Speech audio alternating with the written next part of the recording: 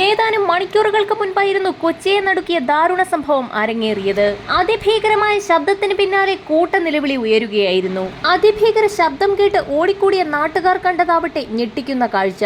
ഒരു മനുഷ്യരൂപം റോഡിലൂടെ വലിച്ചിഴച്ചു കൊണ്ടുപോകുന്ന ഒരു ബസ്. പിന്നീടാണ് ഇതൊരു യുവതിയാണെന്ന് മനസ്സിലായത്. യുവതിയെയും വലിച്ചിഴച്ചുകൊണ്ട് ബസ് 100 മീറ്ററോളം മുൻപോട്ട് പോയി. മരണവിപ്രാളത്തിൽ പിടയുന്ന യുവതിയെ കണ്ട് നോക്കി നിൽക്കാൻ മാത്രമേ ആദ്യം നാട്ടുകാർക്ക് കഴിഞ്ഞുള്ളൂ. എറണാകുളം മേനക ജംഗ്ഷനിലാണ് നാടിനെ നടുക്കിയ സംഭവം ഉണ്ടായത്. യുവതി സഞ്ചരിച്ച ബൈക്ക് 2 ബസ്സുകൾക്കിടയിൽ പെടുകയായിരുന്നു. ഒരു ബസ് മേനക ബസ് സ്റ്റോപ്പിൽ ആളുകളെ ഇറക്കാൻ നിർത്തിയിട്ടിരിക്കുകയായിരുന്നു.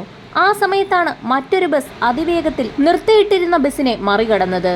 ഇതിനിടയിൽപ്പെട്ട ബൈക്കിൽ നിന്നും യുവതിയുടെ ഭർത്താവ് ബസ് സ്റ്റോപ്പിൽ നിർത്തിയിട്ടിരുന്ന വാഹനത്തിന് അടിയിലേക്കും യുവതി അമിത വേഗത്തിലെത്തിയ ബസിനടിയിലേക്കും വീഴുകയായിരുന്നു. ഒരേ വ്യക്തിയുടെ ഉടമസ്ഥതയിലുള്ള 2 ബസ്സുകൾ തമ്മിലുള്ള മത്സര ഓട്ടത്തിനിടയിലാണ് ദാരുണ സംഭവമുണ്ടായത്. ബസിനടിയിലേക്ക് തെറിച്ചു വീണ യുവതിയെയും വലിച്ചുകൊണ്ട് ബസ് 100 മീറ്ററോളം മുന്നോട്ടു പോയി. തുടർന്ന് നാട്ടുകാർ ഇടപെട്ടാണ് ഇവരെ പുറത്തെടുത്തത്.